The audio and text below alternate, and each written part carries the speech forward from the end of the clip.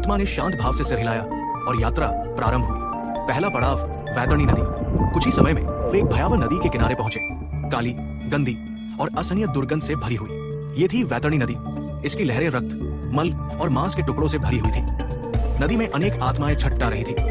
कोई डूब रहा था, कोई पुकार रहा था, कोई अपने कर्मों पर पछता रहा था। सोमदत्त ने यमदूतों से पूछा, मैंने तो जीवन भर धर्म का पालन किया, फिर इस गंदे और भयावह स्थान से क्यों गुजरना? यमदूत बोले, हे पुण्यात्मा, ये वैतरणी है। इसे पार करना हर आत्मा के लिए अनिवार्य है, परंतु केवल वे ही इसे बिना कष्ट पार कर सकते हैं, जिन्होंने गोदान किया हो, धर्म पूर्वक जीवन जिया हो और मृत्यु के समय भगवान का स्मरण किया हो। सोमदत्त के मन में शांति आई। उन्होंने जीवन में कई बार गोदान किया था। तभी नदी से एक दिव्य गाय प्रकट हुई। उसका शरीर सुनहरे प्रकाश से चमक रहा था। उसके माथे पर चंद्र चिन्ह था और आंखों में ममता और करुणा का भाव था। गाय बोली, हे भक्त, आपने मुझे गोदान किया था, अब मैं आपको इस वैतरणी से पार कराऊंगी। सोमदत्त गाय की पीठ पर बैठे और गौ उन्हें सहजता से नदी के पार ले गई। उन्होंने देखा कि दूसरी आत्माएं उन्हें ईर्ष्या और आश्चर्य से देख रही थी। दूसरा पड़ाव चित्रगुप्त का लेखागार।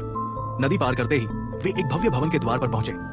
ये था चित्रगुप्त का लेखागार। विशाल दरवाजे, ऊंची छत और अंदर लाखों ग्रंथों की अलमारियां थी। बीच में एक विशाल सिंहासन पर चित्रगुप्त देव विराजमान थे।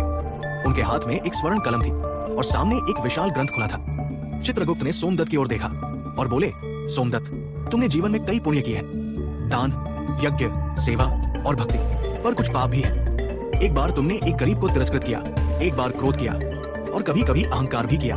सोमदत्त ने सिर झुका लिया। चित्रगुप्त बोले, परंतु तुमने विष्णु का नाम स्मरण करते हुए जीवन जिया और अंतिम क्षण में नारायण का उच्चारण किया। ये तुम्हारे समस्त पापों का प्रायश्चित है। फैसला हुआ, सोमदत्त को नरक नहीं भेजा जाएगा। वे स्वर्ग के अधिकारी हैं, परंतु यमपुरी के दर्शन उन्हें अवश्य कराए जाएंगे, ताकि वे जान सके कि मृत्यु के बाद की यात्रा कितनी कठिन हो सकती है। तीसरा पड़ाव